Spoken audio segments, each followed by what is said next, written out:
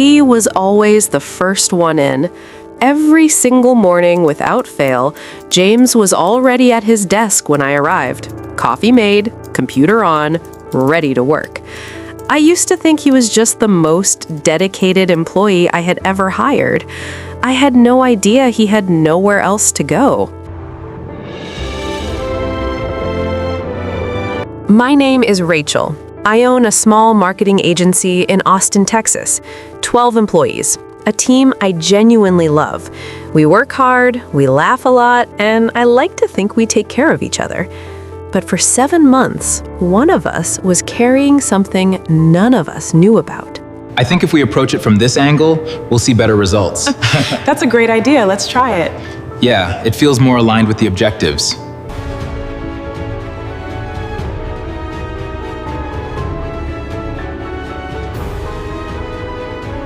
James joined our team 14 months ago. Quiet, hardworking, brilliant at his job. He never missed a deadline, never complained, always volunteered for the extra work nobody else wanted. The kind of employee every manager dreams of having.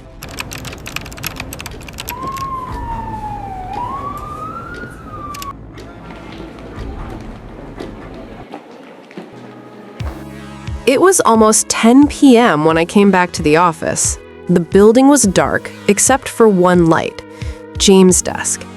He wasn't working. He was sitting in his chair, shoes off, jacket folded neatly, eyes closed. James was sleeping at his desk. I stood there for a very long time. Then, quietly, I turned off the hallway light and left. I didn't sleep that night. The next morning, I arrived earlier than usual, before James, before anyone. I sat at my desk and thought carefully about how to handle this. I didn't want to embarrass him. I didn't want him to feel exposed or ashamed. I wanted to help him, but I needed to do it right. When James arrived, I asked him quietly to join me for a coffee outside. We sat at the cafe across the street. Then I said, "James, I came back for my charger last night." He went completely still. The expression on his face was something I will never forget. And slowly, over 2 cups of coffee, James told me everything. He had moved to Austin 8 months ago after losing his apartment. He had applied for over 60 jobs before landing his position with us.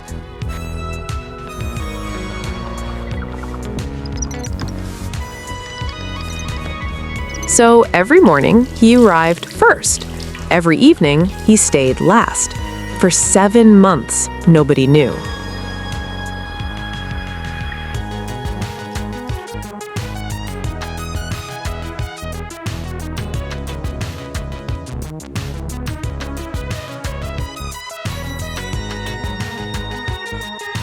That afternoon, I called a quiet team meeting while James was on a client call.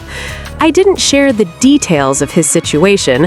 I simply told my team that someone we cared about needed our help and asked if they were willing to show up. Someone we cared about needs our help, and if we are willing to show up. Every single hand went up before I finished the sentence.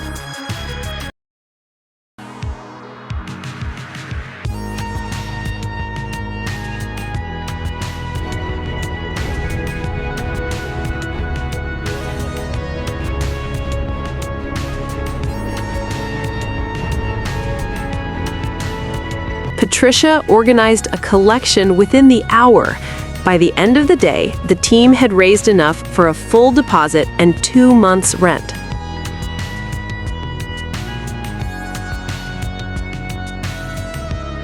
David spent his lunch break calling apartment listings and by the following morning had found a clean, affordable place available immediately.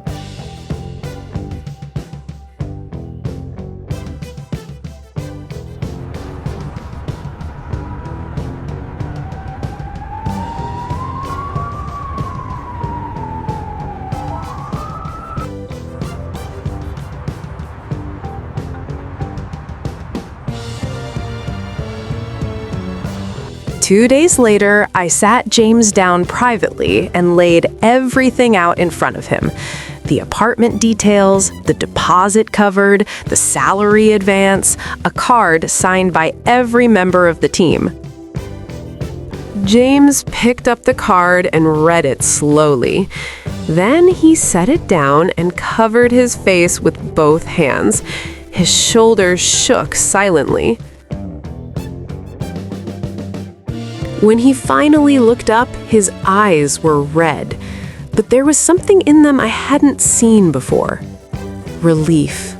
Pure, overwhelming relief.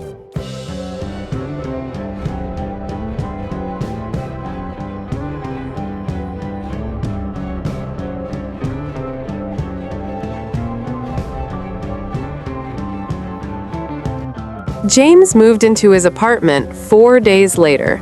He still arrives first every morning, but now when I see him at his desk with his coffee on and his computer running, I know it's not because he has nowhere else to go.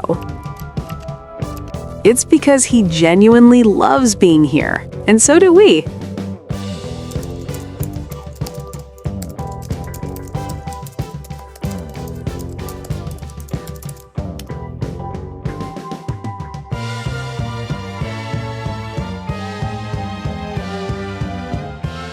You never know what the person sitting next to you is carrying.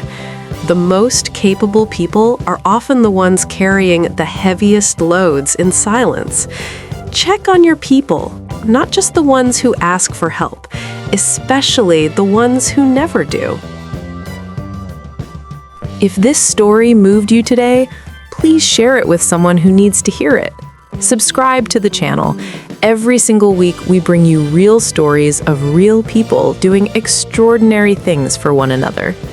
Thank you for watching, and thank you for being here.